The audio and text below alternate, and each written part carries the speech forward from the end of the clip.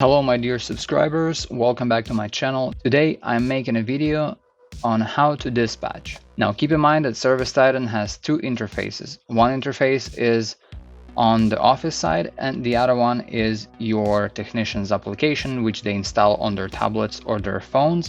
And of course the application works slightly different, but it's extremely easy to figure out. Now let's pretend that I'm booking a call. I go into my calls window, I look up a customer. I have a test account over here. I'm gonna select the actual location and I'm going to book a job. Right now I'm inside the actual job. Now job summary, this is where you're gonna put all the important information that your technician needs to know. This is where you're gonna put the actual reason for the call, the time frame, and any other information that is important. The question of dispatching is broad. The best way to dispatch is of course dispatch for profit. Dispatch for profit simply means that you're gonna send out the technician who is the best at what the job requires. So if the job requires high skill to fix something, I'm gonna send the skilled technician even if he is across town, even if I have someone closer but who is not qualified for that job.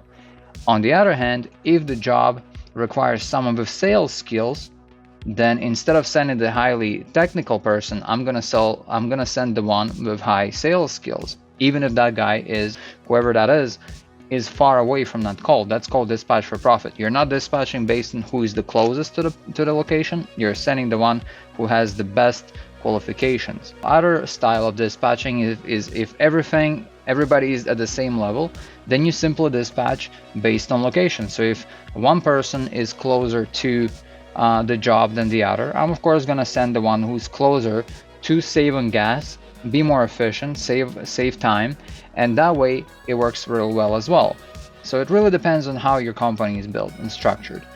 Now in terms of dispatching here, ideally your technicians are supposed to be dispatching themselves. The idea of dispatch in Service Titan, I'll show you an example. So right now this person is assigned to the job. It's really easy. You just click on the three dots and you click assign and you'll see a list of all your technicians that you can assign to the job. This is how you assign them. And then you can dispatch them yourself or they can dispatch themselves on their end. Now I'm going to show you the office side. So this is how you do it. You just click dispatch and I'm dispatching myself. Now I am dispatched. Now notice how here right away you are seeing my timesheet just appeared and the job instantly changed into in progress. The same thing happens if the technician does it on their end. The dispatch, the idea of dispatch is you want to click dispatch when you're on your way to the customer, and then once you get there you click arrive. Once you click arrive, you can see how long it took the technician to get there. So let's say it took me 30 minutes to drive there, this would have been 30, and now I'm working. Until the job is closed out, I'm now working on this job. This is as easy as it gets. When I'm done with this job, I'm simply gonna go into job actions. If you're doing it from the office side, again on the technician side it's going to look a little bit different, but the idea is the same. They have the same options. They have dispatch and arrive, and then when you click on job actions there is option complete job. And now this is where you're going to add task if you want to add something to the actual invoice. If you did something, this is also where you're going to add payments if payments has been collected. You can also leave notes over here. So I'm gonna click on update invoice details. I can put my summary over here. As a technician, let's say everything is working at this time, and I'm gonna save it.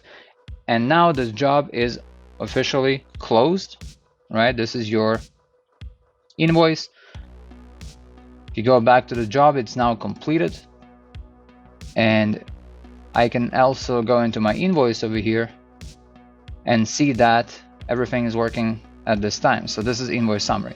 Usually my invoices don't look that way. They actually have items inside that I add. For example, I'll add a miscellaneous item and I'll say that tested air conditioning system, everything is working fine.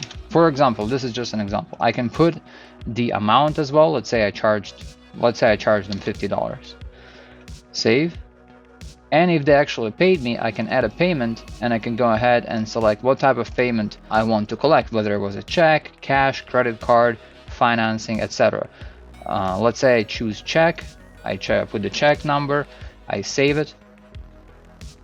Now I see that my balance is 0.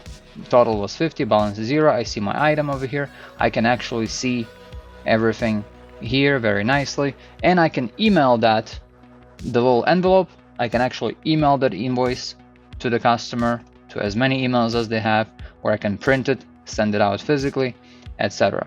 Alright, thank you for watching. I hope this was somewhat helpful.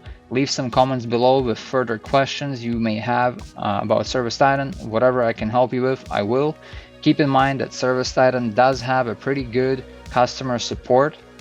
So if you do sign up with ServiceTitan and you have questions, you will need to talk to them about it directly. That way they will be able to set it up for you.